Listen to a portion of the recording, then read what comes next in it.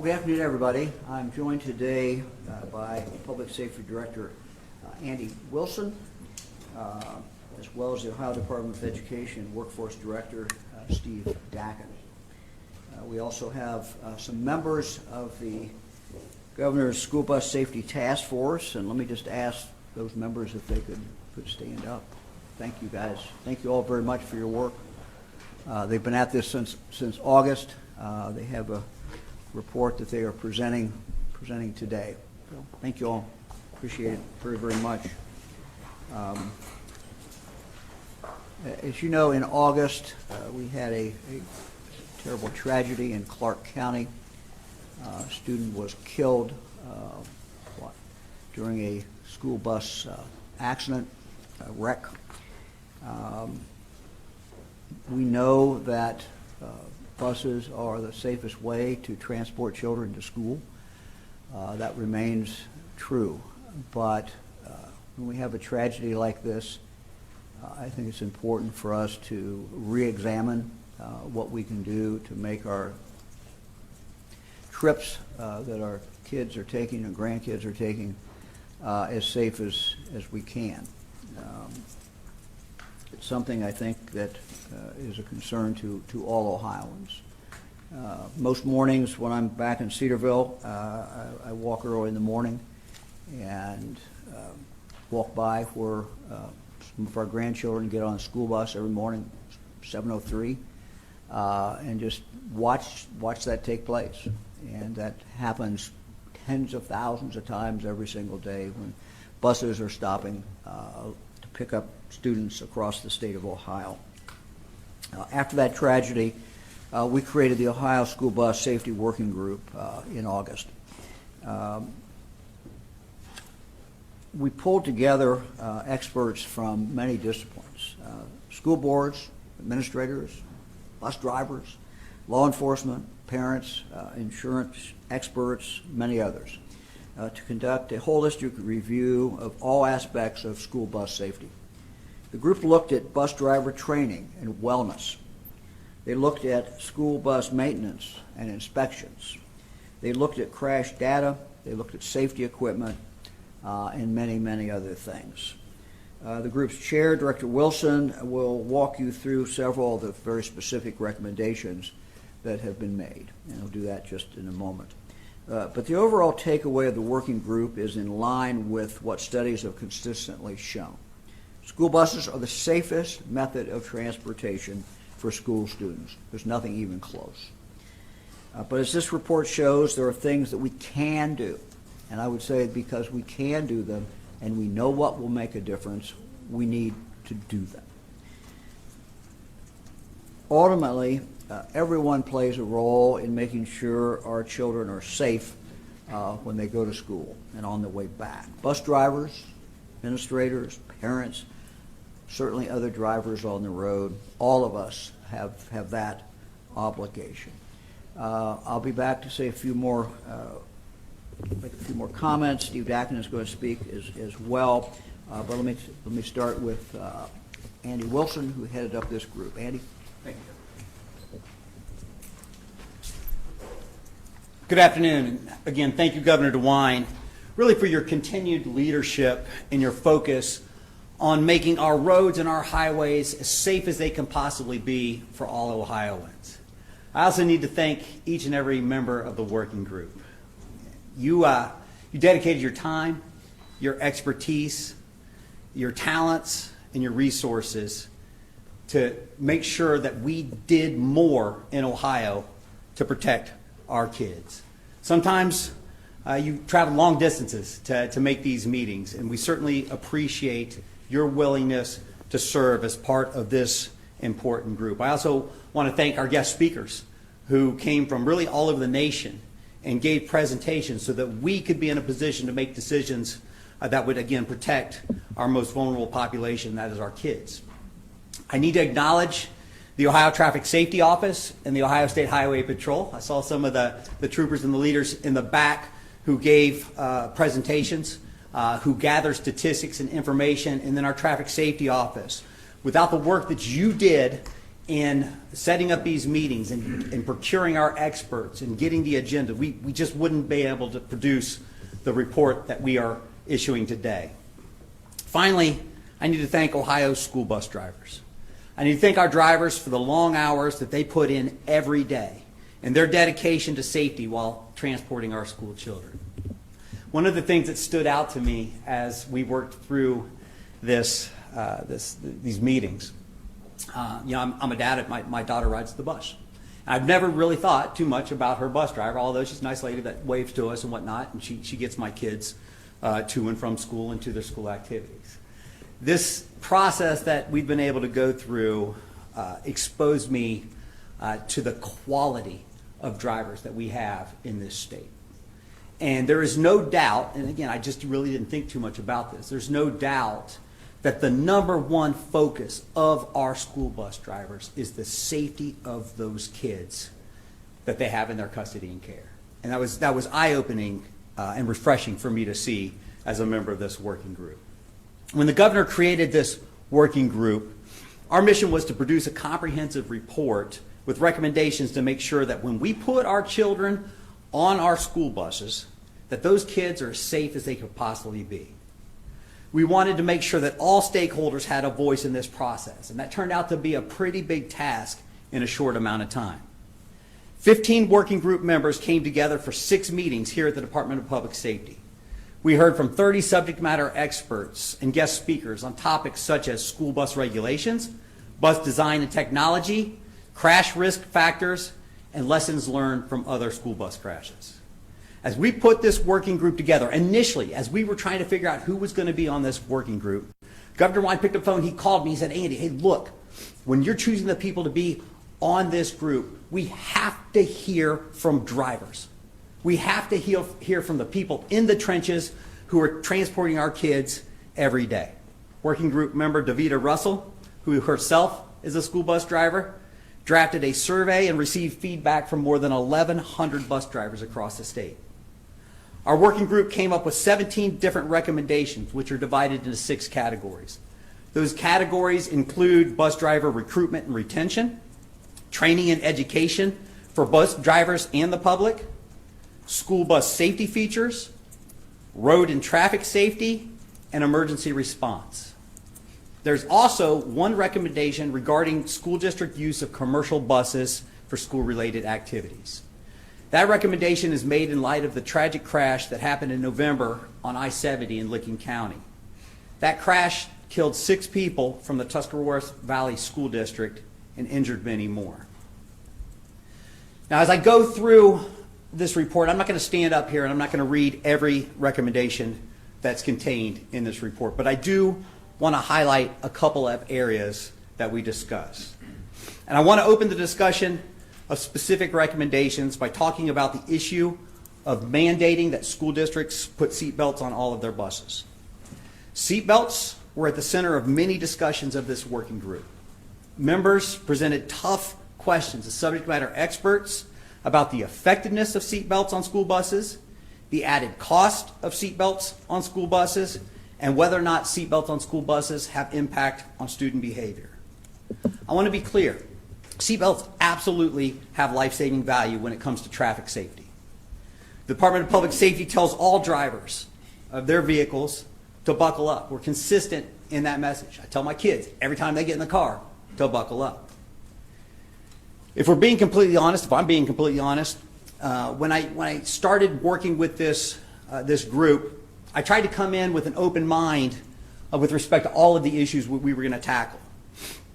But when we started the work, I had a preconceived notion, and I know in talking to other members of the working group, they had a preconceived notion that there was a good chance we were going to come out the backside with a recommendation mandating putting seatbelts on all school buses.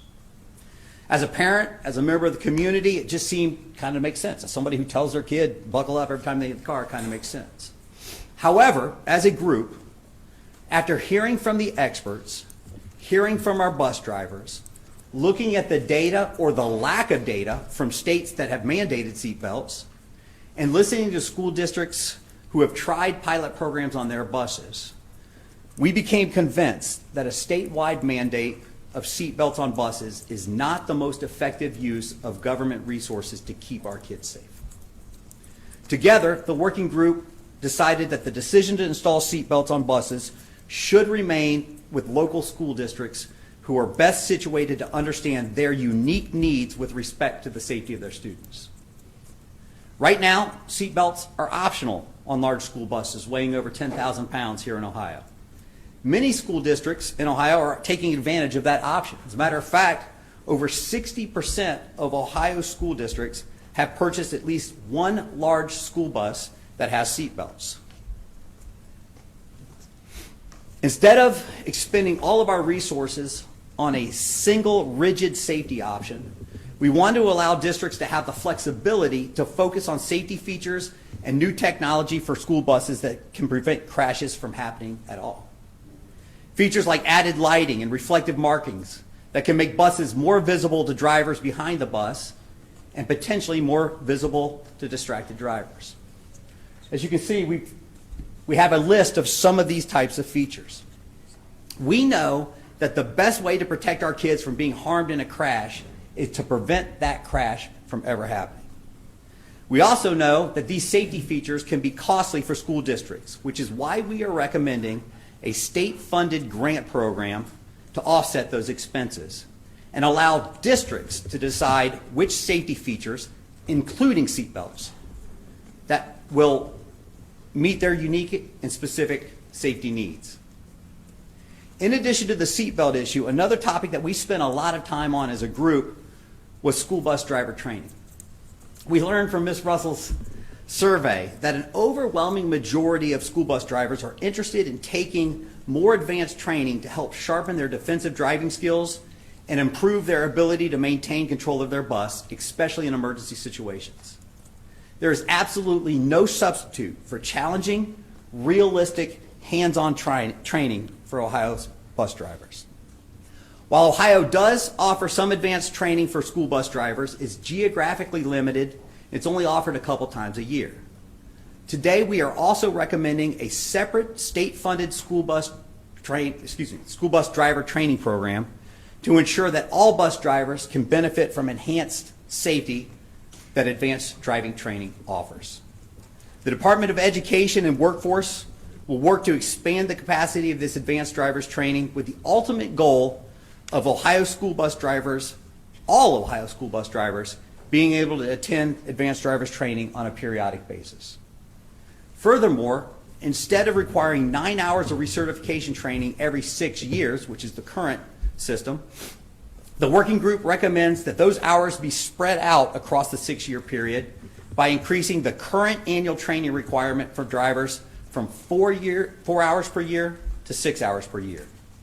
We also recommend that the Department of Education and Workforce develop a curriculum for districts to use for this annual training requirement. Anyone who reads this report will notice a theme that most of these 17 recommendations have in common. That theme is that partnerships and collaboration are the key to improving safety for everyone. State agencies must work with local school districts. Local law enforcement agencies must work with each other and work with the State Highway Patrol. And the Department of Public Safety and the Department of Education and Workforce must work with the General Assembly to advance school bus safety priorities. Through collaboration, we can leverage our diverse expertise, our resources, and our perspective to mitigate risks and prevent another tragedy involving a school bus. Over and over again, many of the working group discussions kept coming back to the fact that safety is everybody's responsibility. Everyone from school employees to state employees to parents to students to members of the public. We all have a responsibility to ensure that school bus travel is as safe as possible. Traffic crashes involving school buses are rare, and most of the time they are not caused by the school bus driver. The school bus driver is not at fault. It's other people who are operating their vehicles recklessly or who aren't paying attention that are causing these crashes. We must all be vigilant when it comes to how we drive around school buses and in school zones. Our mission to improve school safety, or school bus safety, it doesn't end today. There will be more work to do in this space and in the weeks and the months to come. Ohio school-age children are counting on us. Every parent in this room, every parent listening who puts their child on a bus is counting on us to get this right. We look forward to working with partners across the state to initiate positive changes to enhance the safety of school bus travel across Ohio. Thank you. Thank you very much. Thank you. Thank the working group for doing this. As the director explained, some of these recommendations will be up to the individual school districts to consider. Some will require action by the Ohio General Assembly. Others can be implemented at my direction. So let me talk about that. I'm announcing today that I have asked the state agencies with action items in this report to do everything they can to move forward as quickly as possible to see that these are enacted. For example, the Ohio Department of Education and Workforce will begin developing a standardized curriculum for 6 hours of annual school bus driver training. Every school bus driver in Ohio bears the same responsibilities, so it makes sense that they should also all have the same quality training. Next, the Department of Education will also begin developing wellness programming specific to bus drivers. Let me ask Steve Dakin to say a few words, and then I will then continue. Steve.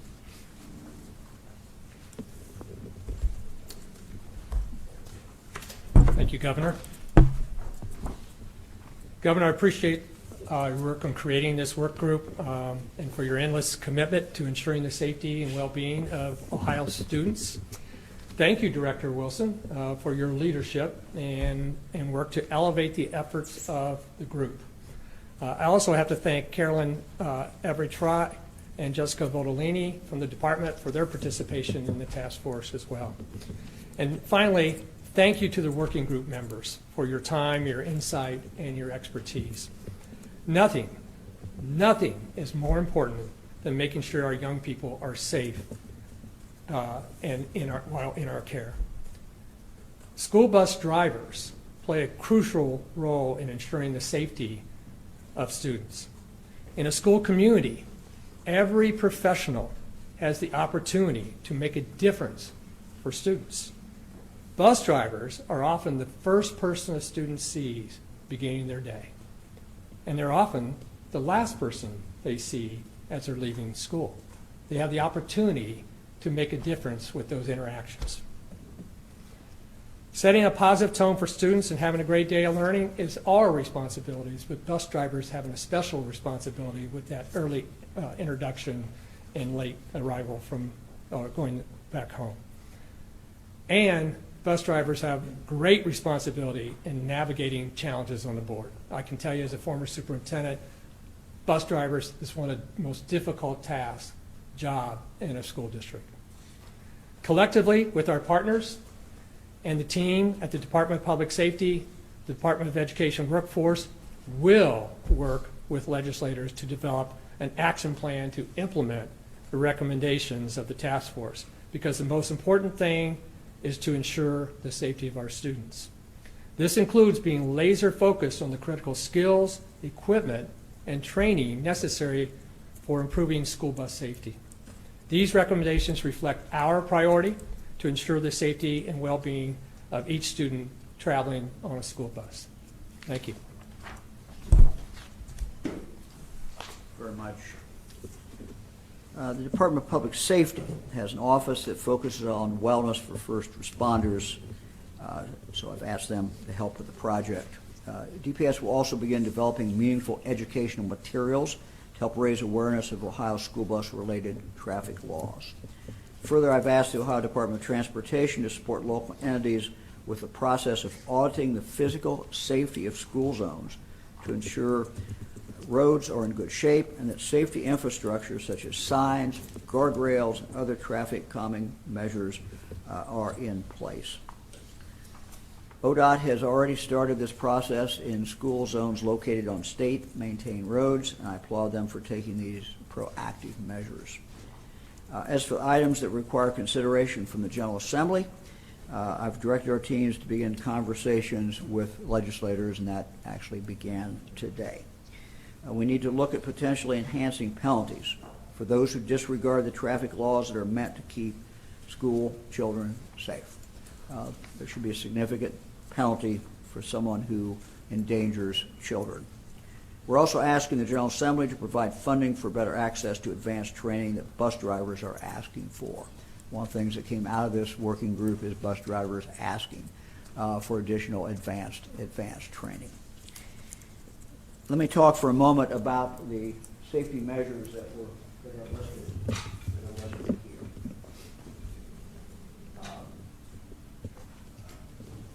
The recommendation from the working group is that schools be given help, significant help, to be able to enhance the new buses that they are buying, or if they want to retrofit an older bus. And so we will be asking the General Assembly for help in this area. Obviously, in the next budget, we will have a item in there that we'll be asking the General Assembly to fund. But as you all know, it's a ways until the next budget. So we are going to be talking to the General Assembly about finding additional money so that immediately we can make money available to schools. Schools go through a process. The process is that they replace, particularly a bigger school, replace a certain percentage of their buses every single year. And so if you look at the number of buses in the state of Ohio, the number that are replaced every year, our goal would be that of those buses that are in fact replaced, that every one of them would have at least some of these significant safety improvements on there. These bus fleets continue to roll over. And it's important, I think, that we, as a state, begin to raise the bar and make these buses even safer than they are today. One of the things that the working group really emphasized was the importance of avoiding these collisions altogether. Again, better lighting on the bus, other things will, we hope, lessen the number of collisions that do in fact occur. So again, these are items that the working group came up with, thought are very, very important in regard to buses. We'll be coming back with a very specific recommendation to the General Assembly, and we're discussing already how we can provide that extra help that the schools need in regard to safety. One of the things that the schools have seen in the last couple years, which we all have to recognize, is that the cost of school buses has gone up rather dramatically in the last several years, just the cost of the basic bus. As some superintendents have pointed out to me and others have pointed out to me, the school buses that we have today already have certain qualifications, and no one's going to buy a school bus in the state of Ohio unless it meets certain qualifications. Our goal is to take it to the higher level, even safer than what the school buses are today. Be happy to answer questions. Andy is here. Yes. Are there any leftover COVID funds where you can just start funding some of this stuff? Well, we're looking. I asked Director Murnix to start looking for money, and she's going to report back to me, and then of course we're going to talk to the General Assembly about that and see what we can do. I think it's important we get started on this. We don't want to wait until the next budget. We want to have money in the next budget to do this, and schools, obviously, buses are a significant cost. We can't stop that. We can't change that. We can't change the fact that buses cost more today than they cost last year. But what we can do is provide the money so that the school bus, when they replace a bus, or if they've got one that they just a few years old, they want to retrofit, that they have the ability to do that. And the state should be involved in paying for a significant part of that.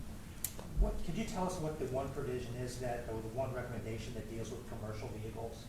like the one used in the November crash? Sure. It's pretty simple. It's just before a school district engages in contracting for commercial vehicles, that they have a policy centered around ensuring the safety, that those operate in a safe manner. So does the company drug test their people? Does the company criminal background check their, what's the company's safety record? Who's the driver? Right, that kind of stuff right there. What's the driver's record? So it's centered around a policy, or creating a policy that ensures the company you're contracting with is safe. And does it require that that commercial company have that information on hand and to provide to the school? Well, it would be you don't sign that contract unless they can provide you with that. I think what they're looking at is basically that every school develops a checklist. And before you hire a bus company or someone to transport your kids, you got to go through that checklist. It's being mindful and focusing on things that matter. No, that's okay. What specific enhanced penalties are you asking for? Well, I think you have two things. I'll let Andy answer that. But look, I think there needs to be a focus among judges to make sure that there's a significant penalty for someone who goes hauling around a bus when the lights are on. So part of this is, judges being mindful. This is important. Do you have a? I've got a couple things. First of all, as part of the working group's efforts, somebody did a survey of courts up in Northwest Ohio to see what the fines are actually. So there's a maximum fine of $500. But when they looked at what was actually being given, I think the range was $25 up to $250. So these courts aren't even giving anything close to the maximum. So do you look at something like a minimum mandatory? Another thing you could look at is if you violate a traffic offense involving a bus, could you make that per se reckless? So if you do hurt somebody, you do kill somebody, it's easier to convict you of aggravated vehicular homicide or aggravated vehicular assault. And also, you get 4 points from being reckless. So. So you're speaking more so to folks who are breaking the traffic laws versus you were kind of touching on bus drivers. It almost sounded like you're not seeking enhanced. Okay. No, I'm sorry. That was my mistake. I was talking about people who commit a traffic violation in regard to a bus outside. And bus drivers can tell you horror stories if you talk to them about what people do out there. And again, the law can help create the culture, and the culture needs to be that these buses are sacred, and don't mess with them, and back off. Excuse me. If money were not an issue, would the group be recommending seatbelts for every bus in the state? So in a vacuum, you would think yes. But what we found is, you look at Avon Lake, I guess you could just have them on. They create some unintended consequences that I just wasn't even aware of before we started this. So for example, the person who came in from Avon Lake talked about their policy was if a kid is unbuckled in the bus driver had to pull over, stop the bus until that child was rebuckled. Now, that causes a safety issue in and of itself because you've got a bus sitting stationary that's apt to be hit. So I think it's better just to let the districts decide what's best and then give them the funding so that if they want to do it, it's an option for them. And some of the things during the discussions, there were people who said, look, of that list, there's other things on there that, and certainly collectively, that may be more important for safety than the seatbelts. So again, you certainly had differences of opinion. I think the thing that we do know is if you look at all of these items on here, there is a dispute back and forth about seatbelts. And some people argue one way, and there are legitimate arguments on both sides. But when you look at these other things that are here, I don't think there's any argument about those. If you're a bus driver, and they say, do you have all these? I think the bus driver would say, yeah, I want them. Why? It's safer.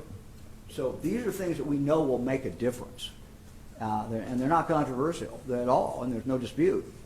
So by getting money from the state, if we can incentivize the schools to do this, then we're going to make these buses over time, as they replace their fleet, it's going to make it safer. So, How much money are you looking for either these safety upgrades or the training? you know, I don't think again, that's something that we need to talk with the General Assembly. If we did a rough estimate, and if you don't include the seatbelts, or if you look at these other items, I think, Andy, we came up with, what, 13,000 additional dollars? I think that's what it was, per bus. Per Yeah. bus. So if you did all those things on there, except the seatbelts, it's like 13,000 per bus. Buses are we talking? I'm sorry, How many buses are we talking here? No, well, it's per bus. I mean, the figure I'm giving, and the total number of buses, Is right with 13, active buses right now, it's right at about 13,000. 13,000 buses. How many buses are replaced every year that you mentioned earlier? It's about 10% of the bus is replaced each year. Yeah, although we've heard from superintendents who say, they certainly are able to go longer than 10 years. So there's a range there, certainly. Governor, of these 17 recommendations, is it, I believe, just the 3 that you outlined that you feel as though you can enact administratively without help from the legislature? 3 of the 17? Well, yeah, I mean, certainly some of these we can. Again, some of this is not necessarily new laws. I mean, if you look at this list again, this is working with the legislature to come up with money, and we're certainly going to be engaged in doing that. Can I say? Yeah, go ahead. Real quick, there's a lot of these things that we can start moving on almost immediately. So Director Marchbanks has already started doing, Director Marchbanks has already started doing safety assessments, looking at signage and the roads. I mean, they put the rumble strips in the middle of 41 there in Clark County. He, on their own initiative, as part of this, and they started looking at all of the schools that are on state routes. And then one of the recommendations is, okay, let's help the schools that aren't on state routes, or the municipalities or the jurisdictions that have those schools in their area, let's help them do the same thing. Well, that's what I'm getting at. I understand there's a funding mechanism that the General Assembly has to help with, but of these 17, how many of them can you, like the ODOT one that the governor outlined, you just talked about, can be implemented or already are being implemented without even going to the legislature just yet? So Those 3? I have to go back, and there's more than 3. I'd have to go back literally and highlight each one for you. Some of them are at the district level. We want the districts to do their own safety assessments of their routes. Look at their routes. Figure out which ones are your higher risk routes. And if you're gonna buy a bus with upgraded safety features, put the bus on that route. And then if you got a route that's running just 25 mile an hour on neighborhood streets, put your older buses on that route. Those are the type of kind of strategic things that people can start engaging in right now. And look, school superintendents and people who are in charge of the buses certainly are doing many of these things. But I think if you just look at this, a lot of effort was put into this, and I think for those decisions that are made locally, this is a pretty good reference and guidance in regard to some of those local decisions that are made too. So the school bus safety working group, it mainly applies to the yellow school buses. Kind of touched on the commercial ones. Should there be another working group dealing with commercial buses? I'll let Andy talk about how much time was spent on the commercial. You want to take that then? Yeah. So we didn't look. Our focus was on the school buses. That's where we really were. Halfway through this process, we have a school that is contracted with a commercial bus company that has a fatal crash. So we looked at it just for the specific reason of, hey, in situations where schools are using outside buses, what are some things that they may be able to do just to make sure it's safe on the front end? At this point, And so I'm asking the department to develop, based upon what they learned, but based upon their experience, develop a checklist, a standard checklist to use, not mandated, but here's best practices. Here's what you need to know in regard to if you're hiring somebody. You need to know the following things, and you need to have them certify ABC to you. So we're asking them to develop that, and they will develop that. Governor? Would you be interested in talking directly to the commercial buses and hearing from them about what they can do to make their Yeah, buses I safer? think the department's going to do that. They will reach out to them as well. I mean, some of that stuff is common sense, but it's making it routine, it's making it standard, it's making the norm. Again, if you're superintendent or you're making these decisions, you're now moving outside the people that work for you and the people you trust, where you know what the system is, you know what they do. Now you're going over here and you're hiring somebody else. It seems to me the flag needs to go up right away. You're hiring somebody, and you need to have high standards, and you need to be able to insist on getting information. Governor, you made the news of this group public when we spoke in Springfield just days after Aiden Clark's death. Have you talked to the Clark family now that you've gotten to this point, and how do you feel about the work this group has done now that we're 5 months out and have these recommendations? Yeah. Andy has. I'll let Andy answer the question. So yes, I did have the opportunity to talk to the family, and you know, I live in that district, so I'm familiar with many families who were involved. The feedback has been an understanding of that our buses are safe, that the buses really are safe, and the concern a lot of times has been around other people hitting the buses, and maybe could we focus on driver's education and distracted driving, all areas the governor's moving in on other fronts. So yes, I have had an opportunity to talk to them about these recommendations and about the issues that are important to them. You mentioned earlier that recruitment of bus drivers is one of the things you looked at. Did the issue of salary pay come up? And also, did you talk to the drivers involved in these two accidents? So I'll take that in two steps. The issue of salaries and pay for bus drivers came up. We did not go down that road because we only had 5 months. That would have taken us way down a rabbit hole away from some of these other issues that we wanted to focus on. It is an important issue. Look, not just for safety. I mean, school districts in our county are getting canceled because they don't have enough bus drivers to cover their routes. And what do we know? When there's fewer buses taking kids to school, that means there's more cars and more pedestrians in the school drop-off zones, which actually creates a more dangerous situation. So yes, that's an issue that districts need to address. And then the bus driver who was involved in this, I'm from the district. The bus driver reached out to actually one of my family members and asked them to pass me a message asking not to put seatbelts on buses, because the thought of having to cut a kid out of a bus that was burning was too much for that driver to bear. What about the commercial vehicle? I have not, no. Anybody else? I know the conversations with the legislature are obviously in really early stages. You talked back in December, I know you just started because you guys are putting the recommendations together. What do you feel like the legislature is going to move quickly on this? Because I know at one time there was a bill to mandate seatbelts. I'm assuming that may not go forward. You know, I don't know. I mean, we started to reach out today to inform members of the General Assembly from that district, but also those who have already expressed an interest in school bus safety. You know, so I can't speak for the General Assembly. I don't ever try to do that. But look, they share the same background as we all do.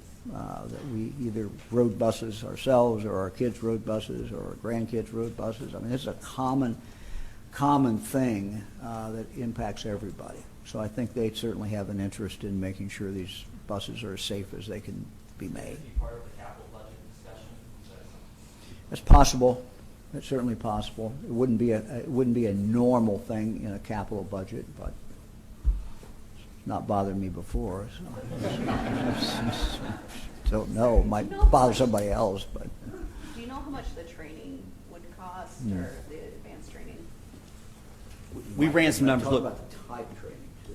right. We ran some numbers, and we think about $5 million a year is what. So we're going to expand it out and we're going to expand the capacity to do the advanced driver training. A lot of the feedback we got was that these bus drivers really want time behind the wheel to feel what that bus feels like when things are not going exactly right. So we want to expand the capacity to do that, but we also want to expand what we're doing with just general drivers training for the buses as well throughout the districts. So we think it'll be about $5 million. $5 million. Yes. Can I clarify, is it $5 million just for the advanced training or for the advanced and the That would be for both. When we ran the numbers, we ran just fully expanding creating the curriculum for the 6 hours, doing the curriculum for the 6 hours, plus expanding into the advanced capacity. Did any of these recommendations come directly from the Clark County crash, or is there any evidence to suggest that these recommendations would have prevented the Clark County crash? Well, when I talk to people who were involved in that, clearly something caused that driver to go left of center and hit that bus. What that is, I don't know. If that bus had been more visible, if it had, I don't know the answer to that. I don't know the equipment that it had on it. We can only speculate at this point. But I think the concept of putting equipment on these buses that will allow other drivers to take notice of the bus if they're doing something they shouldn't be doing and avoid that bus is part of what we're doing here. Absolutely. Can I just check numbers really quick? Because you guys said 13,000 per bus for all of those seat safety features. Rough. The seatbelts, roughly. Rough.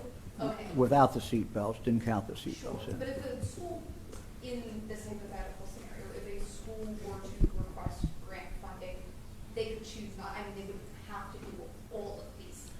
Right. things? No, that's correct. I mean, and we haven't set the program up. We don't have the money at this point. We hope to get that. The idea is to let the schools have choices, but the idea also is that any money we put out has to go towards those additional safety features, value added on top of that. So. And you have a number if they opted to do everything plus seatbelts Yeah, I don't know what the seat belts run. Somebody. Another 19,000. on top of the 13,000? Another 19,000 on top of 13,000. Thank you. Are this list, does the report mandate anything on this list, or are these all optional? I think they're optional. It would be optional.